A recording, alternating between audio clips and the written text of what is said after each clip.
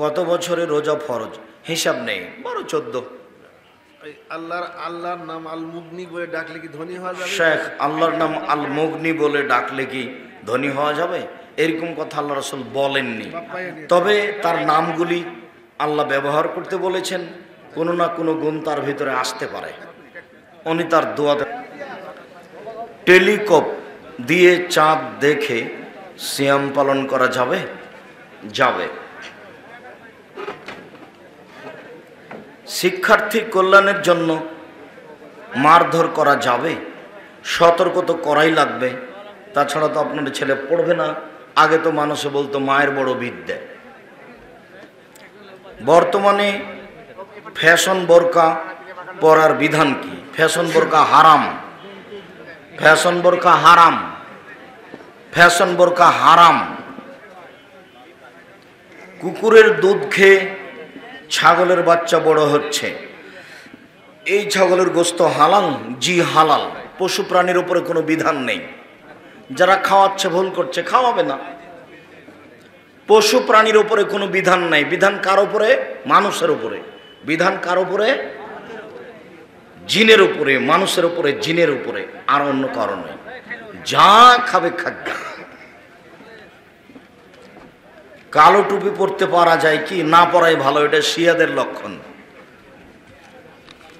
জাতীয় খাদ্য, তাই পেঁয়াজ ও রসুনের ওসর দিতে হবে কি? হবে না। বিক্রি করে সবজির ওসর দিতে হবে না, আলুর দিতে হবে না, বেগুনের দিতে হবে না। টাকা পয়সা জমা হলে 1 বছর থাকলে শতকরা 2.5 টাকা যাকাত দিবেন। অজু করার পর অর্ধলঙ্গ মেয়ের দিকে চোখ পড়লে কি অজু নষ্ট হবে? জি না। ঋতুবতী মহিলা মৃত ব্যক্তির বাড়ি কি যেতে পারবে? পারবে। পুরুষ মানুষকে দেখতে যেতে হবে না। ঋতুবতীর যাওয়াতে কোনো বাধা নেই। ঋতুবতী মহিলা মহিলা মানুষকে গোসল দিতে পারে, মৃত ব্যক্তিকে গোসল দিতে পারে, কোনো সমস্যা নেই। পাট, ধান এগুলো ব্যবসার উদ্দেশ্যে ক্রয় করে কি 2 মাস 6 মাস রাখা যায়? যদি বাজারে কমে গেছে যার জন্য দাম বেড়ে গেল, এরকম হলে রাখা যাবে না। বাজারে কোনো সমস্যা নেই, অ্যাভেলেবল আছে, তাহলে আপনি জমা রাখলে কোনো সমস্যা নেই। পেঁয়াজের ওসর নেই। কোরআন ও সহিহ হাদিসের দ্বারা নিজের জন্য ঝাড়ফুঁক করে পানিতে ফুঁক দিয়ে খেলে, কোরআনের দোয়া দিলে, ঝাড়ফুঁক করলে বিনয় হিসেবে 70,000 জান্নাতের অন্তর্ভুক্ত হবে? জি না। কোরআন হাদিস দিয়ে ঝাড়ফুঁক করা যায়, ওটা টাকা মনে হয়। মানুষের মুখের সামনে প্রশংসা করা যাবে? জি না। হাতে যে কোনো আংটি পরা যাবে? স্বর্ণের পরা যাবে না, রূপারও না পরাই ভালো। এমনি পদার্থের পরতে পারেন, ডান হাত বাম হাত বদলে কোনো কথা নাই, পরা যায়। স্বর্ণের পরবেন না।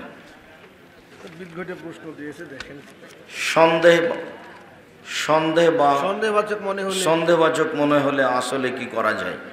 নিশ্চিত না হলে কিছু করতে হবে না।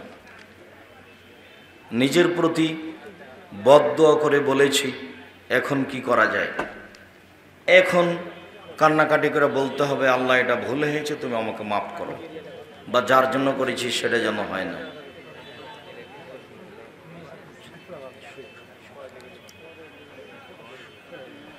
এক মেয়ের বিয়ের পর 2 বছর তাদের সংসার চলে, এরপর মেয়েটার স্বামী হারিয়ে যায়। এর 5 বছর পর মেয়েটি পূর্বের স্বামীকে তালাক না দিয়েই তার আরেক ছেলেকে বিয়ে করে। এই দ্বিতীয় স্বামীর সাথে 25 বছর ধরে সংসার করছে, 3টে বাচ্চাও হয়েছে। দ্বিতীয় স্বামীর পক্ষ থেকে এই বিবাহ কি জায়েজ হবে? জায়েজ হয়নি। ওর বংশসূত্রে যারা আছে ওদেরকে এই খোলা তালাক পাঠিয়ে দিতে হতো, খোলা তালাক পাঠিয়ে দিয়ে বিবাহ করতে হতো। 5 বছর পরে স্বামী হারিয়ে গেলে ওই মেয়ে যে কোনো জায়গায় বিবাহ করতে পারে, তবে খোলা তালাকের ঘোষণা দিয়ে। শুক্রিয়া। জি, জাযাকুমুল্লাহ খায়ের। আমি আপনাদের আন্তরিকভাবে দোয়া করি, আল্লাহ আপনাদের জাযায়ে খায়ের দান করুক। আমার দিনী ভাই বোন, আপনারা কবরের উপর করে মসজিদ চলে, মসজিদ সরাতে হবে, ভেঙে সরিয়ে দিতে হবে 24 ঘন্টার মধ্যে। ছেলে মেয়ের বয়স 15-20 বছর পর আকিকা দেওয়া যাবে কি? 7 দিনের পরে আকিকা নেই, 7 দিনের আগে আকিকা নেই।